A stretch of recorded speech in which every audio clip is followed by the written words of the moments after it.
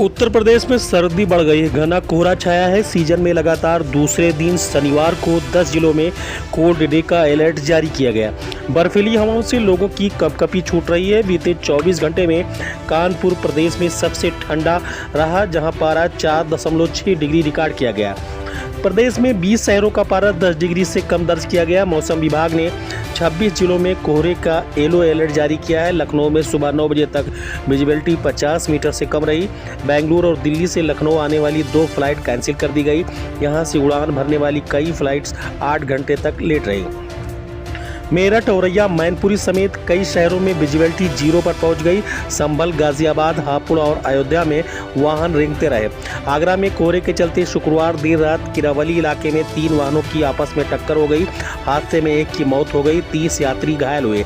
वहीं श्रावस्ती में आज सुबह से घना कोहरा छाया रहा, जिससे विजिबिलिटी का स्तर शून्य हो गया। ये कोहरा पिछले 5 दिनों से लगातार देखा जा रहा है, लेकिन आज सुबह इसके प्रभाव में अत्यधिक बढ़ोतरी हुई, जिसके कारण सड़कों पर वाहन लाइट जलाकर रेंग रहे थे और अन्य लोगों को यात्रा करने में दिक्कतों का सामना करना पड़ा।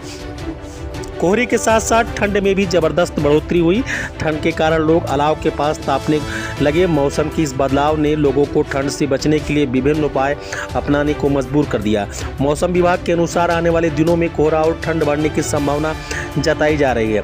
जहां एक ओर ठंड और कोहरे से लोगों को परेशानियां हो रही हैं, वहीं दूसरी ओर किसान इसे फायदा महसूस कर रहे हैं। गेहूं की फसल के लिए कोहरा बेहद लाभकारी होता है, क्योंकि ये फसलों के ब्याज को बढ़ाता है और उनकी पैदावार को बेहतर बनाता है। किसानों का कहना है कि कोहरे की वजह से गेहूं की फसल में अच्छी वृद्धि होगी, लेकिन ठंड से पशुओं और इंसानों की परेशानी हो रही है। मौसम विभाग का कहना है कि आने वाले कुछ दिनों तक कोहरा और ठंड जारी रहने की संभावना है।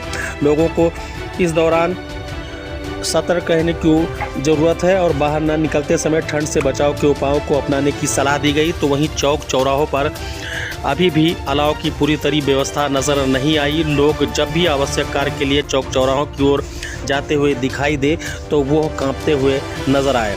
वहीं कानपुर की सीएससी यूनिवर्सिटी के पास वैज्ञानिक डॉक्टर एसएन सुनील पांडे ने बताया कि शनिवार को हवा की रफ्तार 15 से 25 किलोमीटर प्रति घंटा होगी। पहाड़ों से आ रही पश्चिमी हवाओं ने ठंड बढ़ाई। तेज उत्तर पश्चिमी हवाएं चलती रहेंगी। आज कड़ाके की ठंड जारी रहेगी। दिन में धूप निकलने के आसार बेहद कम हैं।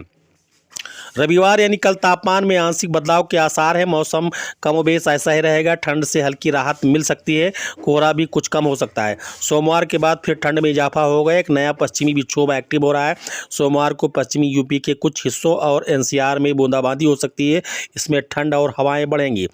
उत्तर प्रदेश में भीषण कोहरे का ट्रेन, बस और फ्लाइट पर सबसे ज़्यादा असर पड़ा है। कानपुर में शुक्रवार को श्रम शक्ति, स्वर्ण शताब्दी एक्सप्रेस, डिब्रूगढ़ राजधानी सहित 87 ट्रेनें 9 घंटे तक लेट रही। इसके चलते 1342 यात्रियों ने टिकट लौटाया, तो 53 को कनेक्टिंग रिजर्वेशन की वजह से दूसरी ट्रेनों में सफर को छूट दी गई।